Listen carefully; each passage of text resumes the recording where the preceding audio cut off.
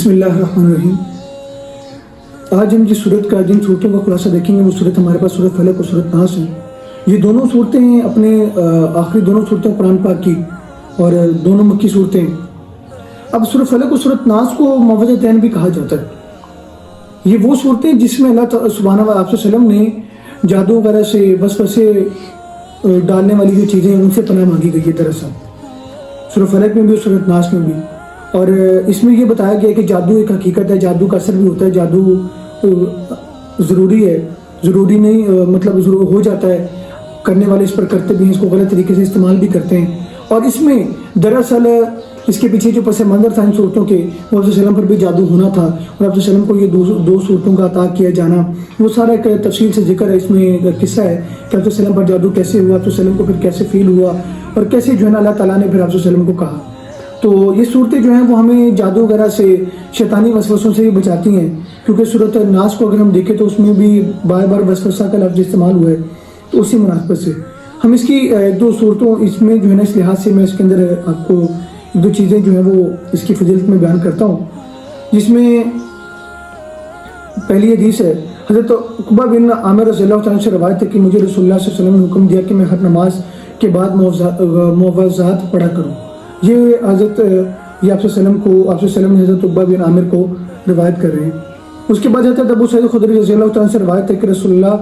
جنوں اور انسانوں کی نظر بد سے پناہ مانگا کرتے تھے، یہاں تک کہ معوذتین سورۃ فلق اور سورۃ ناس نازل ہوئیں۔ جب یہ صورتیں اتر گئیں تو آپ نے ان دونوں کو لے لیا اور ان کے علاوہ چھوڑ دیا۔ مطلب جب یہ نازل ہو گئیں، آپ ویسے تو پڑھا کرتے تھے، دوسرے جو ہے نا ذکر اذکار کیا کرتے تھے بچنے کے لیے، لیکن جب یہ صورتیں نازل ہو گئیں تو آپ نے باقیوں کو چھوڑ دیا۔ تو اس میں جو ہے نا یہ صورتیں ایسی ہیں جن میں بار بار حسد سے بچنے کے لیے، کیونکہ حسد بھی لوگ کرتے ہیں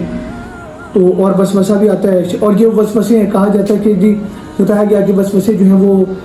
شیطانی ڈالتا ہے، اور شیطان کے علاوہ انسان بھی وسوسے ڈالتا ہے، برے خیالات انسان میں لے کر آتا ہے، اور یہ ساری چیزیں اس میں آتی ہیں۔ اور یہ صرف شیطان جو ہے وہ اپنا انسان کو ایک آلے کے طور پر استعمال کرتا ہے، اس کے اندر ڈالتا ہے انسان میں، اور انسان جو ہے نا وہ لوگوں کو بہکاوے میں ڈالتا ہے۔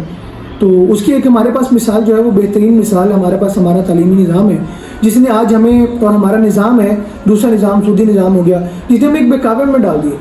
ہمیں سمجھ سے ہم بارے دور ہو گئے ہیں۔ اور عام طور پر ایک چیز میں ڈسکس اسی میں ضمن آ گئی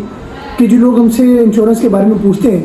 تو انشورنس منع ہے اس کا، لیکن کیا ہے کہ لوگ کر رہے ہیں کیوں جی حالات ٹھیک نہیں ہیں، یہ وہ ایسی بہانے جو ہے نا وہ تراشتے ہیں۔ میں نے خود لوگ دیکھیں جی اب کیا کریں، اب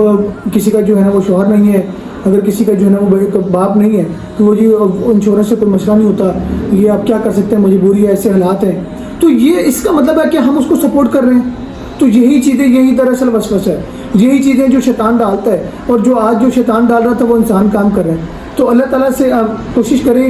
کہ جب بھی جادو وغیرہ کو کوئی مسئلہ ہو، اور جادو سے بچنے کے لیے اللہ کے نبی نے ہمیں سورۃ فلق اور سورۃ ناس سکھا دی۔ آپ وسلم پر جب جادو ہوا تو آپ وسلم کو سورۃ فلق اور سورۃ ناس کی تلاوت کرنے کو کہا گیا، تو اللہ تعالیٰ نے جادو کو ختم کر دیا۔ تو بہتر ہے کہ کسی یہ